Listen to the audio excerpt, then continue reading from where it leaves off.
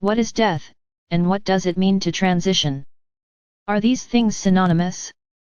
You see, there is much here, and we seek to share a bit more this day. Life has many occurrences, and do you recognize that maintaining a life for an indefinite period of time does have its limitations?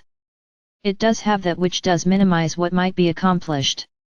Let us say things change, and sometimes, going with the flow is easier when you are a youngster as opposed to being set in your ways. Transition life is ever changing. And so at the time of death, you do transition from here to there.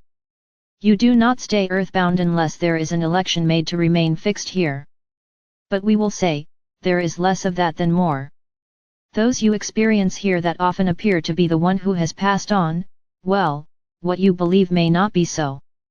Unseen entourage often, your unseen entourage utilizes this opportunity to provide direction and insights. More often than not, this is what is perceived rather than the loved one remaining in the way you might suppose. But you see, there are those that you cannot see, and so these others utilize a means of communication that did not exist before. Before, you were not searching and seeking. Now there is a greater means to communicate and provide direction. At the time one transitions, they do formulate and move to join with their soul. Let us say there is a soul integration. This integration allows what was formulated while here on earth to become integrated and absorbed. The soul, you see, utilizes the understandings that were gleaned while you are here. Your understanding is their means of better understanding what you had come to know. In-between time, might we also touch on the in-between time?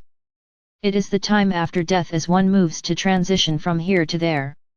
It is a time in which much does occur and there is a pausing before the formulating for the next lifetime does occur. We will say that there is much that does occur in this time, and it is a time when much moves into formation and flow. There are many considerations, and those considerations are such that foundational footing is sought so that the next lifetime might yield more. But you see, the soul relies on what is believed from the last most recent embodiment to formulate what is to be put into play. But when beliefs are not all they might be, then less rather than more becomes incorporated into the next round of embodiment. Beliefs. This is why beliefs are so incredibly important. This is why what you think and believe must always be focused upon from the heart space to ask if that belief is factual and actual. If it is not, then move away from it and look for something more. But we will say now that it is much better to release beliefs, for often there is a component within the mix that isn't all it might be. You see, you cannot know all here, but the mind will tell you that you know enough. We suggest that you may know less truth than more. Much is often not true, and those fallacies and falsities are not as you might believe them to be. Death. We saved this topic for last, for you already know what death means, but do you understand the finality it supposes?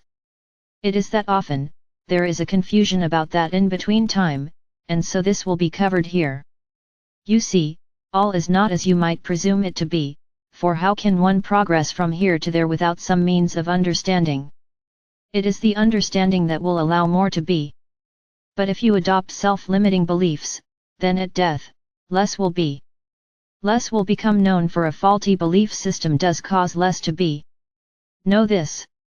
Make it your objective to release beliefs once again.